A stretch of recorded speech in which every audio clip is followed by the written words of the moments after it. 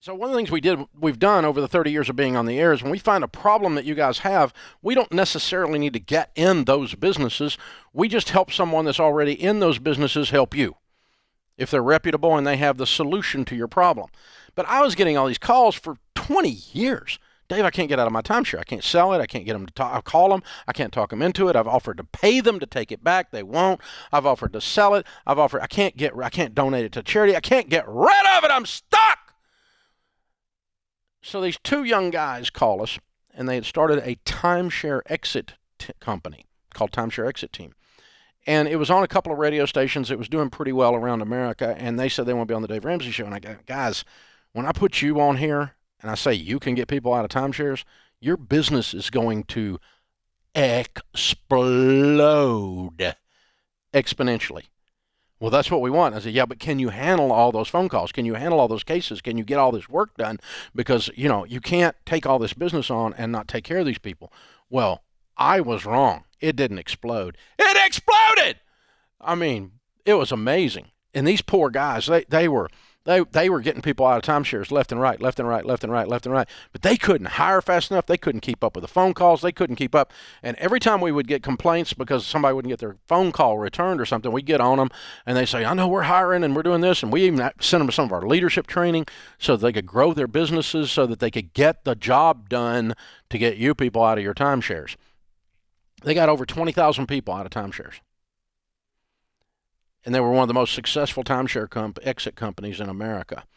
They weren't the first. They weren't even probably the best, but they were very successful. We sent them a lot of volume, obviously.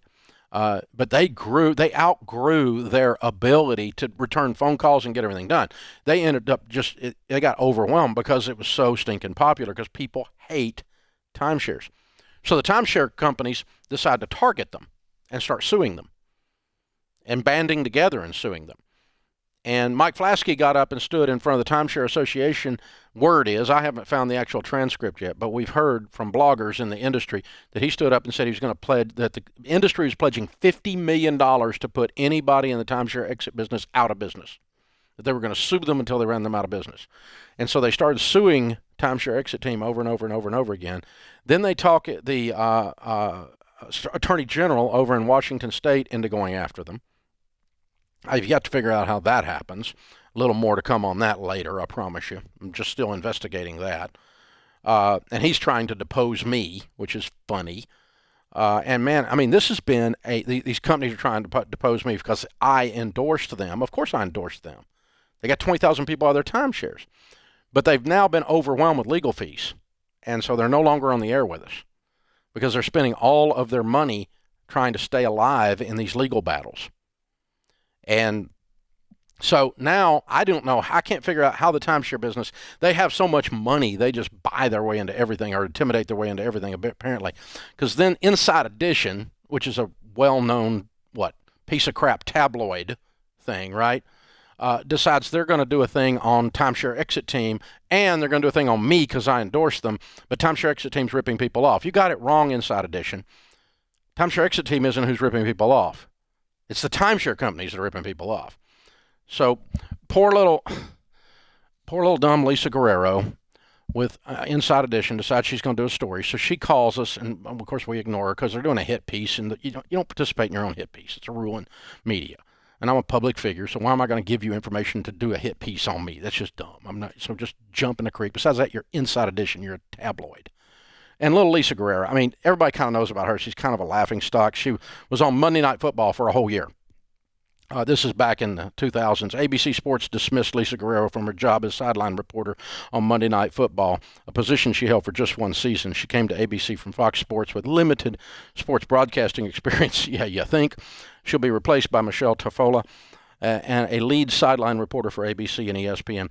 Her freshman season on Monday Night Football was filled with awkward moments, incompetence, mistakes, and most notably after the regular season opening between the Jets and the Washington Redskins, a stumbled interview with Patrick Ramsey.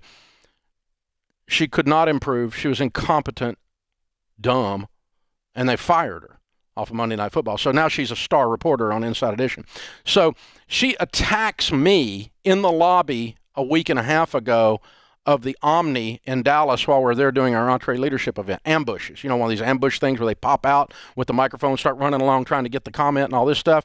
And I'm walking with one of my team members along, and he steps between us, and she is whacking him with her arm, trying to push him out of the way to get to me. And now she goes on Instagram and says we attacked her and her arm is bruised. So, Lisa, we have the Omni security footage, and we've broken it down frame by frame. And, sweet girl, here's how it works. You will not hurt your arm if you don't hit people with it. You were not attacked. You were the attacker. And any of you that have seen the bruises on her forearm, these are the bruises of someone that is aggressively attacking someone, not someone who is being attacked.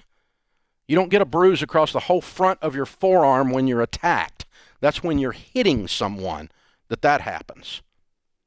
And you go on national television and say Dave Ramsey's goons beat you up.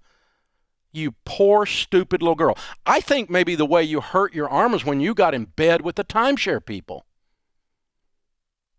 That might have been when you hurt your arm. That's very possible. Something for you guys to think about out there. So this is how this stuff works out here when you deal with these multi-billion-dollar companies.